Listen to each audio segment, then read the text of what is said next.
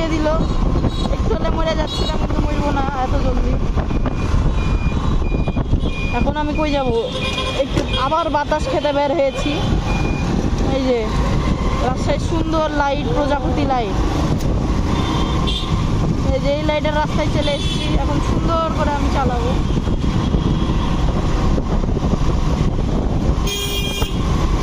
এই যে চলে এসেছি, আমি যাবো ফ্লাইওভারে। এখন বাতাস খাবো, ওখানে যাবো সুন্দর করে। আর এই রাস্তাটা খুবই সুন্দর লাগে, চালা যাওয়ার সময় চোখ করে বিভিন্ন লাইটের দিকে তাকাই। তার দিকে আরো সুন্দর গাছগুলো আরো সুন্দর view পাওয়া যায়। আর এই যে মামা স্যালিউট, রং সাইড দিয়ে যাচ্ছে হুজুর কাকা। হুজুর কাকারও কাজ কাম নাই, রং সাইড দিয়ে যায়।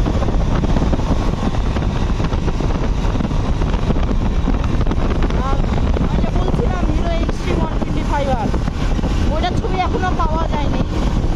আর এই যে রিক্সাওয়ালা মামা, তাও মামাটা ভালো, ইন্ডিকেটর দিয়েছে, অনেকে তো দেয়ই না।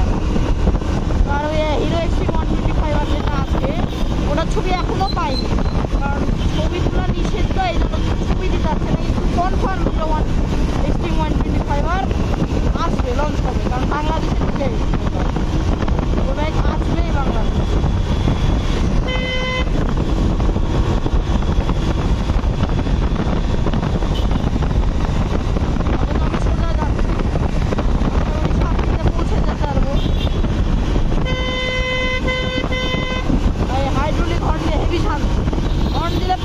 রিক্সা অটো উঠে যায়, বাইকগুলো সম্মান দেয় না, কিন্তু রিক্সা অটো হেভি সম্মান দেয় হাইড্রোলিক হর্ন। গাড়ি আর বাইক সম্মান দেয় না হাইড্রোলিক হর্ন, রিক্সা আর অটোর একটু ভয় ধরে দেয় হাইড্রোলিক হর্ন। মানে বড় গাড়ি, এই জন্য সুবিধা হাইড্রোলিক।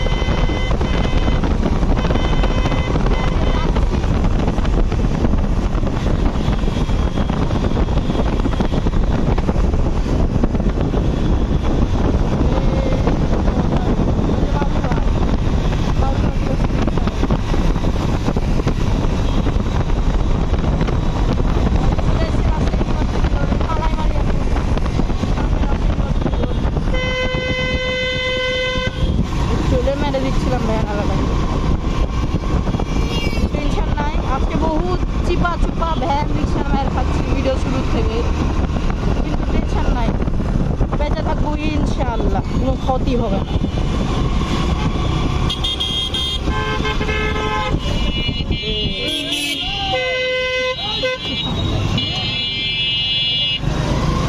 পিছিয়ে আবার কেউ ওই ওই ওই ওই করছে, মনে কেউ মাইটার খেয়ে গেছে, এই জন্য কি হয়েছে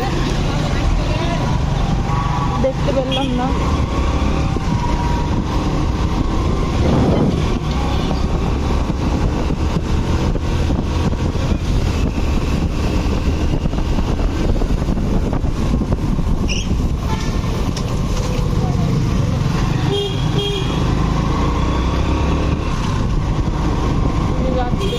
রিক্সাটাও ভালো মডিফাই করা আছে। আমি আবার কালকে আমার বাইকের যে মডিফিকেশন, ওগুলো সবের ভিডিও শর্টে দিয়েছিলাম, কেমন হয়েছে যদি কেউ দেখে থাকো জানায়ও কেমন লাগে বাইকটা দেখতে। এই যে চলে এসেছি ফ্লাইওভারে, বাম দিকে ফ্লাইওভার, রুয়েটের একটু সামনে যে।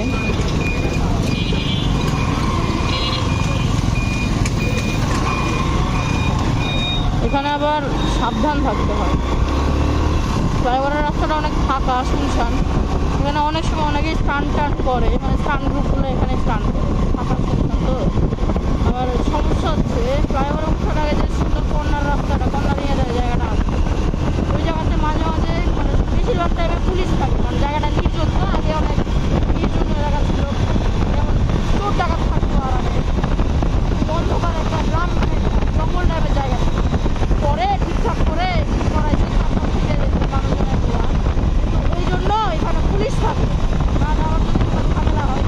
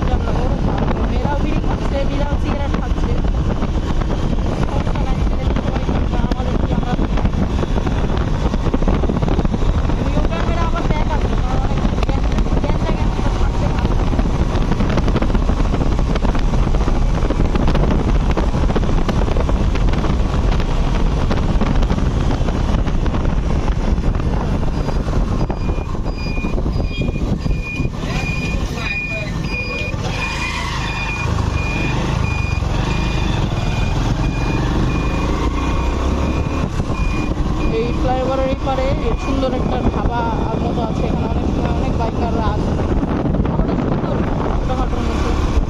আর এই যে 30 কিলোমিটার স্পিড লাগানো, যেটা কেউ ফলো করে না, ফলো করা সম্ভবও না। 30 কিলোমিটার রিক্সারে টপ স্পিড 40 কিলোমিটার, যেটা চলে ওরা। এই যে পার্কটা কত সুন্দর ফাঁকা আছে, এখানে এক জায়গায় দাঁড়াবো, দাঁড়ার পরে একটা মসজিদ আছে, ওটা দেখায়। দাঁড়ালা